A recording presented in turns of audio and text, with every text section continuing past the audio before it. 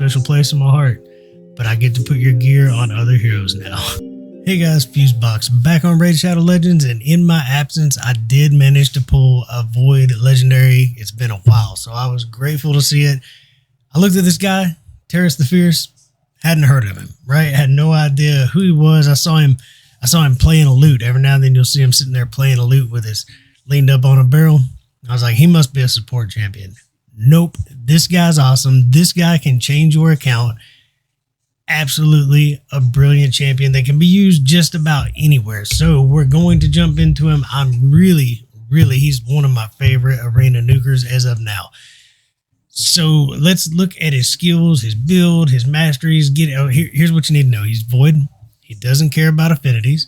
He is HP based, and he is the top of the mountain when it comes to HP based nukers. Let's look at his skills so you know what you are or are not looking for.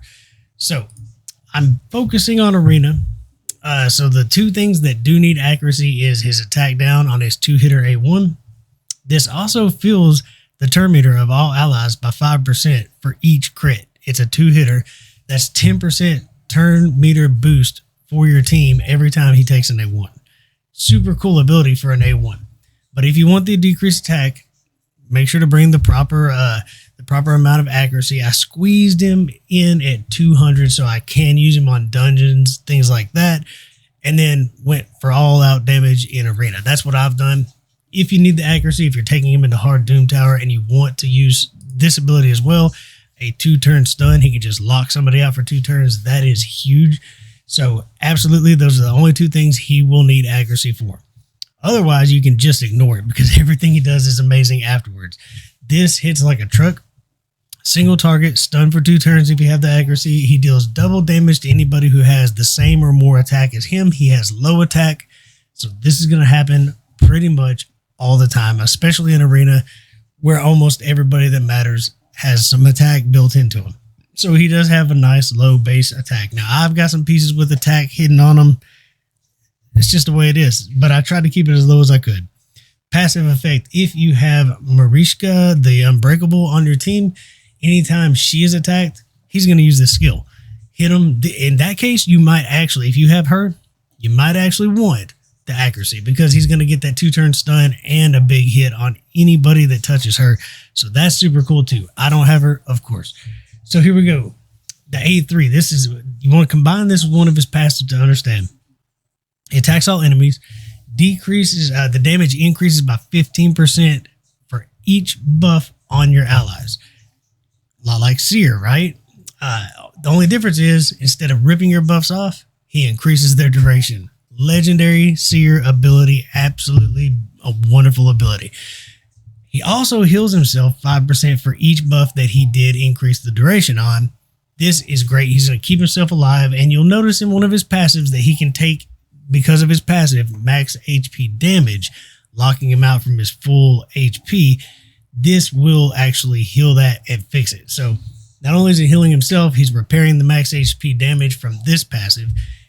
All incoming damage, 50% damage mitigation. Super cool. And like, I don't even have Defiant gear on him. You could get this up to a ridiculous number. I do not know if it's additive, multiplicative, but I'm telling you, you could pretty much not take damage if you did put this guy in Defiant set. We might play around with that, but for now, we're going to go kill people. So we're in Savage. So when he's attacked, 25% of the incoming damage, if they're hitting you for 100%, 25,000 for 100,000, excuse me, 25,000 of that's going to go into max HP damage. But then he's going to cut all damage in half and mitigate it. And then the A3 is going to heal him and fix the max HP damage. But this passive takes the cake. This is damage mitigation for your entire team. In arena, in waves, any regular content, he's going to decrease anytime he's attacked. Decrease the enemy's attack by 10% up to 50%. And on bosses, 25%. Huge damage mitigation. I do not have a Duchess. Now I've got a Duchess, right? So this is absolutely huge. As he's taking hits, he's just going to go 10% increments, making enemies or bosses do less damage. Then there's this nice, and it resets each round. It doesn't like stack into the next wave. But he has this nice, because it's just an active effect on a passive at the beginning of, is it the round, or places of fear debuff on all enemies from the orcs, ogre, undead, and demon spawn at the beginning of each round. Yeah. So that's cool. It's handy. It's not a big deal that it has to do with certain factions because he's already got an amazing passive above it. And again, if you want to use it, 24% all battle crit rate, definitely could build a much stronger team around him doing this. So I am sitting, he's HP based. I've got 93, right at 94,000 HP. He's slow. He's an arena nuker, so about 170 speed, but 100% crit damage, 282% crit rate, and right at that magic number where we can get some use out of him in dungeons, things like that. But basically, this is just for the odd nuker that I want to stun, something like that in arena. So let's start before we go to arena. If we want to see his damage, then let's just do what we would do with a Seer. Let's just run a dungeon with the typical team where you buff, you kill instead of stripping. We increase those, but he's gonna wipe waves anyway. So let's just watch the first 2 waves go down just as if Seer were on our team. And then on the boss, maybe I should have done Ice Golem because he shows off on Ice Golem. He has a big HP pool, mitigates damage. He brings attack down. He's like perfect for the Ice Golem boss. If you're not running a speed team, he's speed team material for your waves. Once he gets to the boss, though, he's not going to go down very easily. Look at this, almost 800,000 on them waves. Absolutely great. Absolutely great to see a champion do that and not be taking your buffs away. So we'll jump somewhere just so we can see how he's protecting us through his damage mitigation. But as of here, let's just let this run through. He's not doing anything other than hitting the dragon really hard and keeping our buffs up, right? He's extending buffs. Where is he? We might want to check out some of his 310,000. That must have been his A2. Let's watch his A1, see what kind of damage we're getting. Should be right here. The A1, a couple hits for what, 50, 60,000. Not bad, but it increased our turn meter, got us more turns. He's doing a lot, and this is already done anyway, so like a minute 15 or so.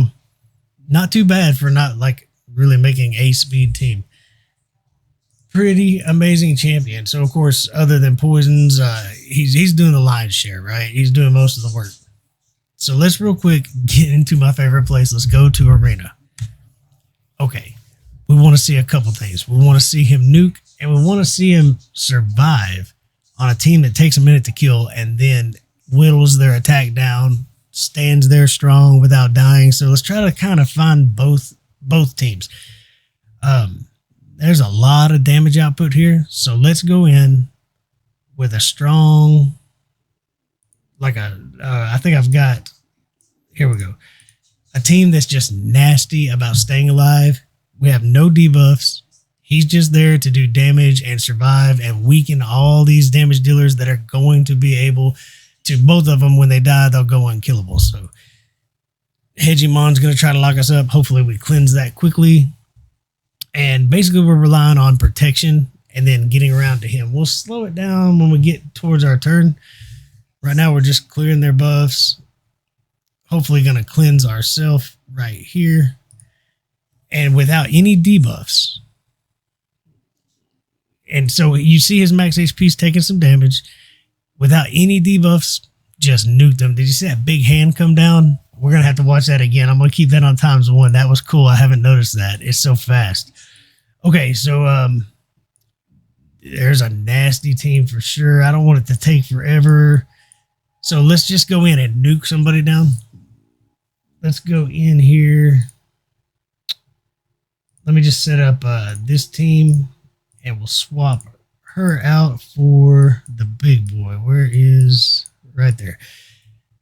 So I actually want to watch this. That ability was so cool. Like the hand of God coming down. So here we go. We're going to go ahead and let's just keep this on manual and get around to him. This time we are going to debuff and just nuke him. We're going to nuke him to smithereens. We should be good to go. You see that fear? That fear is just a free gimme. That's pretty cool. We got a lot of shield to go through, so will he kill them? I don't know. But watch this ability. Yeah, it's a big old fist comes down. That's pretty sweet. All right, so he clearly can nuke without debuffs, which does open you up to those really tanky teams. I guess you get the idea. I don't see one of those like Venus / Cupidus teams where things really drag out because they're all in stone skin. I just don't see any really nasty teams that are going to last. So let's see what else we can find. Okay, I went ahead and got Renegade at 303 speed so that we can show a double reset without Seer using Taras the Fierce to just knock these waves out.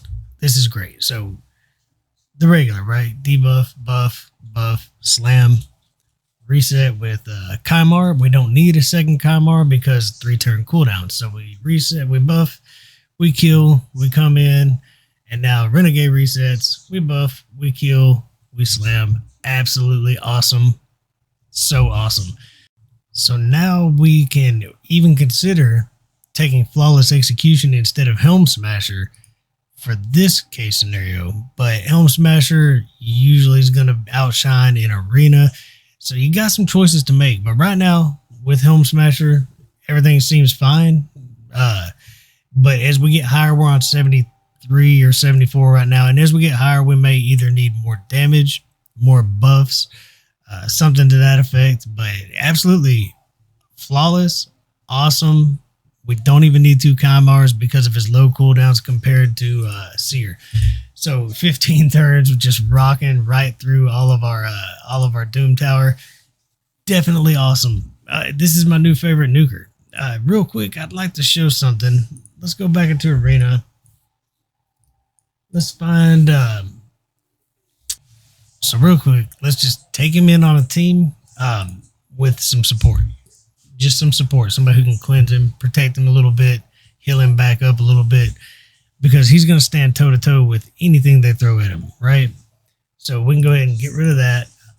We're not bringing debuffs. We're just one support champion while he goes at it alone. No buffs, right? We have one buff up, so we're only getting 15% damage, and still look at him go. We can protect them. We don't need to because as they take hits, they get weaker and weaker. So honestly, let's just let this go. He doesn't need much. He doesn't need much to get through these fights. This is, from all of the nukers I have, Candrafon, Solus, this is definitely my favorite nuker. You can use him anywhere. There's nowhere he's going to be bad. But right now we don't have the right Doom Tower bosses up to really show him off like Eternal Dragon, where he could mitigate damage, lower the attack. He could stun and kill all of the add-ons. He'd be great on Griffin. He'd be great on Magma Dragon. He increases all of your buffs. He's an amazing champion. If you've gotten him, congrats to you. This guy, do not sit on him. One of the best in the game. One of the most unique, cool heroes in the game. One of the best damage dealers in the game. And he is the legendary Seer. 100%. If you put him on your wish list, if not, but Seer will always have a special place in my heart. But I get to put your gear on other heroes now. Until next time, enjoy the grind.